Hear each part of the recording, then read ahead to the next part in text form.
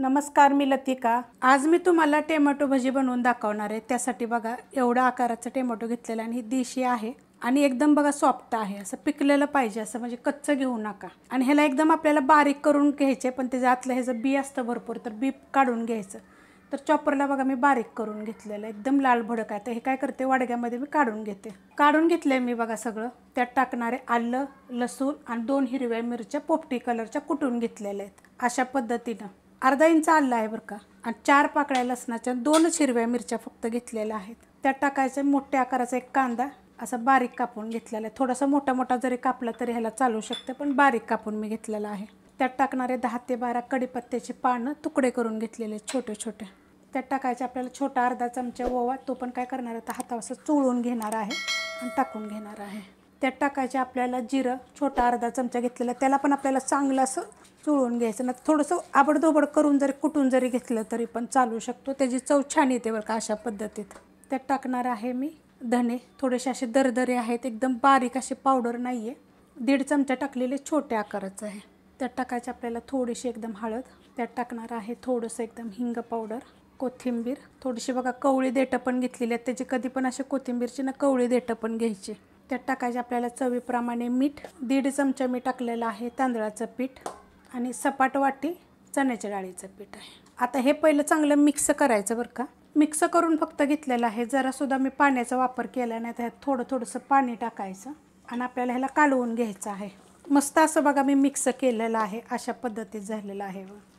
थोडंसं पातळ जरी अजून जरी केलं तरी पण चालू शकतं। जास्त जर भजी पाहिजे असले ना तर जास्त पीठ जरी वापरलं तर त्याप्रमाणे साहित्य पण टाकू शकता। पण हे टोमॅटो भजी ना खूप चविष्ट लागतात बरं का, एकदा तुम्ही जरूर करून बघा। ह्याच्यामध्ये थोडीशी मिरची पावडर टाकणार आहे, आणि तुम्हाला जर आवडत असेल तर टाका, कारण काय माहिती आहे का, जी मिरची टाकली होती ना ती पोपटी कलरची टाकली होती, त्यामुळे ही मिरची पावडर टाकली म्हणजे तिखटवाली पण आहे आणि कलरवाली पण आहे, तिखटाप्रमाणे तुम्ही टाकू शकता। आता याला थोडंसं 1-2 मिनटं मी फेटून घेते हलक्या हातानं बघा, एकदम असं चांगलं मी मिक्स करून घेतले, म्हणजे फेटून घेतलेलं आहे एकदम अशा पद्धतीत होतं। आणि हे जे मी भजीसाठी जे पीठ घातलं होतं ना चण्याच्या डाळीचं, एकदम मी ह्या बारीनं बारीक दळलं होतं, जास्त असं मोठं दळलेलं नव्हतं, कारण बारीक दळलं तरी पण चालते आणि थोडंसं मोठं दळलं तर चालते। त्यात एकदम चिमूटभर असं खायचा सोडा टाकणार आहे। तुम्हाला जर नको असेल तर 2 चमचे तुम्ही त्याच्यामध्ये गरम तेल टाकलं तरी पण चालेल। 1-2-3 मिनटं किंवा 5 मिनटं जर फेटून घेतलं का नाही तर तुम्हाला म्हणजे सोडा पण टाकायची गरज नाही। असं मिक्स करून घेते आणि लगेच बनवायला घ्यायचं। सोडा टाकल्यावरनं मी मिक्स करून घेतलेलं आहे। आता आपण बनवायला घेऊया। तेल ठेवलं आहे बघा गरम करायला, आणि चांगलं कडक गरम झालेलं आहे। आता ह्याच्यामध्ये तुम्ही थोडंसं बटाटा खिसून घातला तरी चालेल, ह्या पिठामध्ये सोडून घ्यायचे। हे बघा अशा पद्धतीनं मिडियम गॅस आहे, फास्ट गॅस नाही आहे, मिडियम गॅसवरच करायची, कारण की जर एकदम फास्ट गॅस केलं आणि तेल गरम झालं तर सोडस तर का तर वरनं लाल होतील, बाकीचे तसेच राहतील मग आतून भाजायचे। तर त्यासाठी मिडियम गॅस करून गरम करत ठेवलं होतं। गरम झालं आहे चांगलं तेल, सोडून घेते पहिले, सोडून घेतलेले आहेत बघा, मस्त असे बाही झालेत। आणि हा मोठा बर्नेलचा आहे, त्यामुळे तुम्हाला मी बारीक गॅस मोठा गॅस सांगते। आता लगेच आपल्याला हलवायचं नाही, की मिनटानंतर हलवायचं आहे आपल्याला।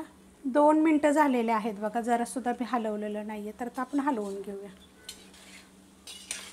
एकदम मस्त होतात आणि टेस्ट तर एकदम वेगळी लागते बरं का, म्हणजे चव एकदम वेगळी लागते अशी। म्हणजे आपण जी कायमची भजी जी बनवतो, तर भजीच्या तर खूप रेसिपी मी अपलोड करते, पण ही एकदा तुम्ही जरूर करून बघा, खूप चविष्ट अशी लागतात। आता याला थोडंसं गोल्डन कलरवर फ्राय करायचे, मस्त असा बघा गोल्डन कलर आलेला आहे। आता ह्याला काढून घेते आणि तुम्हाला मी एक तोडून पण दाखवते, मी तुमच्या लक्षात येईल की हे आतपर्यंत चांगले मस्त असे भाजले जातात।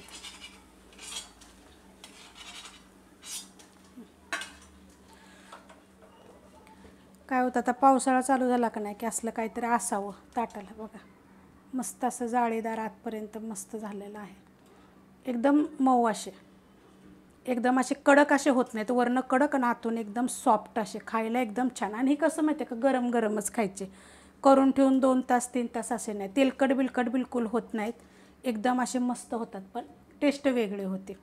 तर अशा पद्धतीने एकदम झटपट करून बघा, तुम्ही कधी केलेत का ते पण मला कमेंट करून सांगा। रेसिपी आवडली तर लाईक करा, सबस्क्राईब करा, कमेंट करा आणि शेअर बी करा।